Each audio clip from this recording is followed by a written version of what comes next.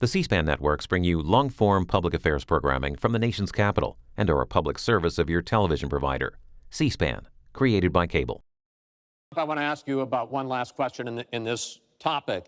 You have been warning at rallies recently that this election is rigged and that Hillary Clinton is in the process of trying to steal it from you. Your running mate, Governor Pence, pledged on Sunday that he and you, his words, will absolutely accept the result of this election. Today, your daughter Ivanka said the same thing. I want to ask you here on the stage tonight, do you make the same commitment that you will absolutely, sir, that you will absolutely accept the result of this election? I will look at it at the time. I'm not looking at anything now. I'll look at it at the time. What I've seen is so bad. First of all, the media is so dishonest and so corrupt, and the pile-on is so amazing. The New York Times actually wrote an article about it that they don't even care.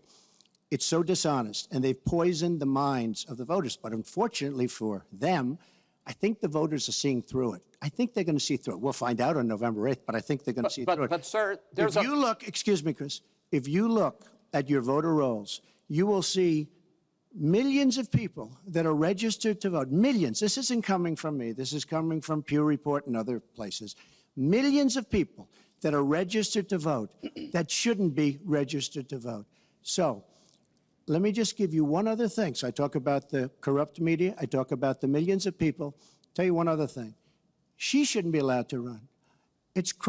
She's guilty of a very, very serious crime. She should not be allowed to run.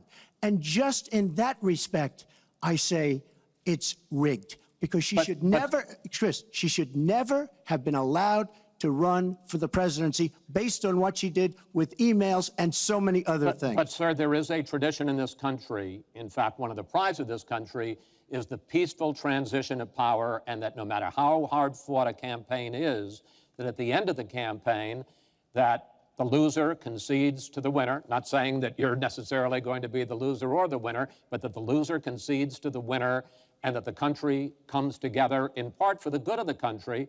Are you saying you're not prepared now to commit to that principle? What I'm saying is that I will tell you at the time. I'll keep you in suspense. Well, okay? Chris, let me respond to that, because that's horrifying.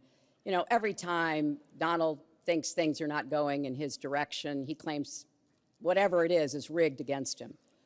The FBI conducted a year-long investigation into my emails. They concluded there was no case. He said the FBI was rigged.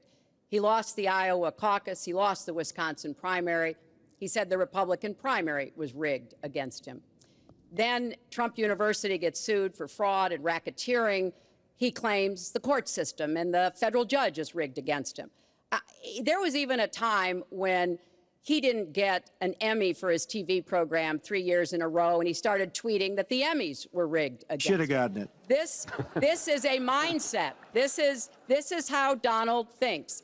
And it's funny, but it's also really troubling. Okay. You know, that is not the way our democracy works. We've been around for 240 years.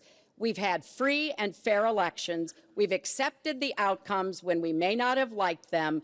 And that is what must be expected of anyone standing on a debate stage during a general election. You know, President Obama said the other day, when you're whining before the game is even finished, it just shows you're not up to doing the job. And let's be clear about what he is saying and what that means. He is denigrating, he's talking down our democracy. And I, for one, am appalled that somebody who is the nominee of one of our two major parties would take that kind of position. I think what the FBI did and what the Department of Justice did, including meeting with her husband, the Attorney General, in the back of an airplane on the tarmac in Arizona, I think it's disgraceful.